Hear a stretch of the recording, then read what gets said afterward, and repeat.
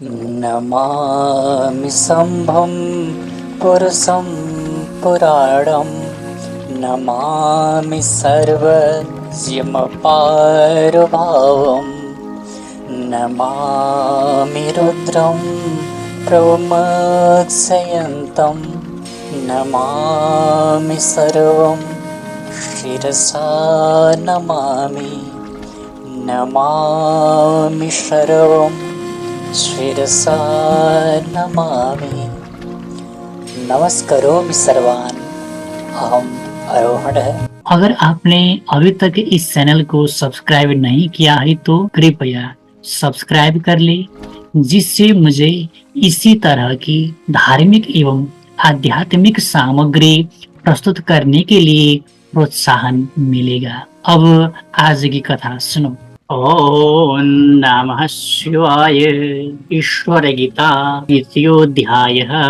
ऋषि बोले, अगस्त्य जी रामचंद्र के निकट क्यों आए थे? अगस्त्य जी बोले, काम क्रोधादि से पीड़ित हो मनुष्य हितकारी वचन नहीं सुनता। उसको हितकारी वचन ऐसे अच्छे नहीं लगते जैसे मरणशील को औषधि अच्छी नहीं लगती। जिस सीता जी को मायावी दैत्य सागर के बीच में ले गया है, हे राम, वह तुम्हारे निकट अब कैसे आ सकती है? जिसके द्वार पर वानरों के युद्धों के समान सब देवता बांध लिए गए हैं, जो शिव के वर में गर्वित हो संपूर्ण त्रिलोकी को भोगता है और भय से रहित है, उसे तुम कैसे जीतोगे? इंद्रजीत भी उसका पुत्र शिव के वरदान से गर्वित है। उसके आगे से देवता संग्राम में बहुत भाग गए हैं। देवताओं को भय देने वाला, जिसका भाई कुंभकर्ण भयंकर है और अनेक प्रकार दिव्यास्त्र धारण करने वाला चिरंजीवी विभीषण है। देव और दानवों को दुर्गम, जिसका लंका नाम दुर्ग है, और करोड़ों जिसके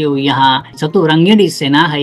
हे राजन, फिर अकेले तुम कैसे जीतोगे? तुम्हारी यह बात ऐसी है कि जैसे कोई बालक चंद्रमा को हाथ में लेना चाहे, इसी प्रकार तुम काम से मोहित होकर उसको जीतने की इच्छा करते हैं। श्री रामचंद्र जी बोले, हे मुनिश्रेष्ठ, मैं क्षत्रिय हूँ और मेरी भार्या राक्षस ने हरण कर ली है। जो मैं उसे न मारूंगा तो मेरे जीने से क्या फल है? इस कारण आपके तत्वबोध से मुझे कुछ भी प्रयोजन नहीं है। यह काम क्रोधादिक मेरे शरीर को भस्म किए डालते हैं और अपनी प्रिया के हरण होने और शत्रु से पराभव होने से अहंकार भी नित्य और मेरे जीवन को हरण करने को उद्यत है। हे मुनिश्रेष्ठ, जिसको तत्वज्ञान की इच्छा हो वह लोक के पुरुषों में नीच है। इस कारण सागर लंघ कर युद्ध में उसके मारने के उपाय को आप कहिए। आपसे श्रेष्ठ और कोई मेरा गुरु नहीं। अगस्त्य उवाच। अगस्त्य जी बोले, जो ऐसी इच्छा है तो पार्वती पति शिव अविनाशी की शरण में जाओ। वह भगवान प्रसन्न होकर तुमको मनवांछित फल देंगे। इंद्रादि देवता, हरि और ब्रह्मा भी जिसको नहीं जीत सके, वह शिव जी के अनुग्रह बिना तुमसे कैसा मारा जाएगा? इस कारण विरजा मार्ग से मैं तुमको दीक्षा देता हूँ। इस मार्ग से तुम मनुष्यपन छोड़कर तेजोमय हो जाओगे, जिसके प्रताप से युद्ध में शत्रुओं को मारकर संपूर्ण कामनाओं को प्राप्त हो जाओगे और संपूर्ण धरा मंडल को भोगकर अंत में शिवलोक को जाओगे। सुत उवाच। सुत जी बोले, तब रामचंद्र जी मुनि श्रेष्ठ को दंडवत प्रणाम करके दुख त्याग प्रसन्न मन हो बोले। श्री राम उवाच। श्री रामचंद्र जी बोले, हे मुनि, मैं कृतार्थ हो गया, मेरे कार्य सिद्धि हो गए। जब समुद्र पीने वाले आप मेरे ऊपर प्रसन्न हो तो मुझे क्या दुर्लभ है? इस कारण ये मुनि श्रेष्ठ, आप मुझसे ऊर्जा दीक्षा की विधि कहिए। अगस्त्य उवाच।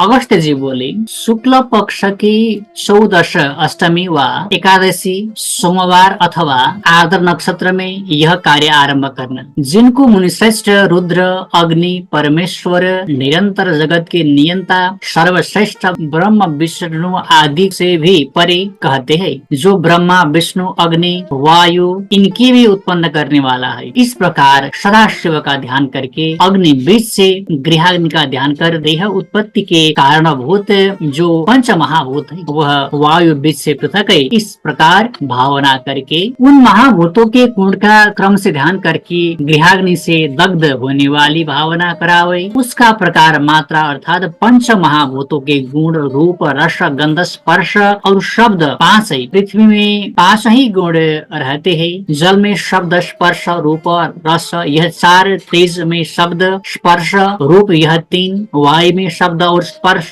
यह 2 और आकाश में शब्द यह 1 ही गुण है। इसकी उत्पत्ति क्रम आकाश से वायु, वायु से तेज, तेज से जल, जल से पृथ्वी उत्पन्न होती है। और इससे विपरीत अर्थात पृथ्वी जल में, जल तेज में, तेज वायु में, वायु आकाश में हो जाता है। अधिक अधिक गुण के भूत न्यून न्यून गुण वाले भूतों में लय हो जाते हैं और इन सब की अमात्रा जिसका गुण नहीं उन अहंकार आदि को लय करे अर्थात पंच महाभूतों का अहंकार में, अहंकार का महत्त्व में, महत्त्व का माया में, माया का सबके आधारभूत परमात्मा शिव में लय करे। फिर अमृत बीज से लय के विपरीत क्रम करके यह देहोत्पत्ति विषय में प्रवृत्त है। ऐसी भावना करके मैं दिव्य देह हूँ और पूर्व देह के उत्पन्न करने हारे सब गुणों और द्रव्य का अग्नि बीज से दहा करके उसका परमात्मा में लय करके अमृत बीज से पुनर्जीवन करके यह देह अमृत और दिव्य है ऐसी भावना करे। इस प्रकार भूत शुद्धि करके पाशुपत परम व्रत का आरंभ करे। फिर प्रातः काल ही पाशुपत व्रत को करूंगा ऐसा संक्षेप से संकल्प करके अपनी शाखा तथा गृह सूत्र से अग्नि स्थापन करे। उसी दिन व्रत रखकर पवित्र हो, श्वेत वस्त्र धारण करे, शुक्ल यजु पवित्र और शुक्ल माला पहरे, अंतःकरण एकाग्र कर, प्राण पान व्यनु दान समान में सुद्यंताम तथा ज्योतिरहम विरजा विपापमा भूयासम स्वाहा इत्यादि ऋजा मंत्र के अनुवाक पर्यंत समिदा आज और चरु से हवन करे। हवन के अनंतर याते अग्नि यजियातन इस मंत्र से अग्नि को आत्मा में आरोपण करके अग्नि के भस्म को अग्निरीति भस्म इत्यादि मंत्रों से अभिमंत्रित कर ललाटादि अंगों में धारण करे। जिस ब्राह्मण के शरीर में बस लगी होती है वह महापातकों से भी छूट जाता है, इसमें संदेह नहीं। जिस कारण की भस्म अग्नि का वीर्य है, मैं भी अग्नि वीर्य के धारण करने से बलवान हो जाऊंगा। इस प्रकार जो नित्य भस्म स्नान करता तथा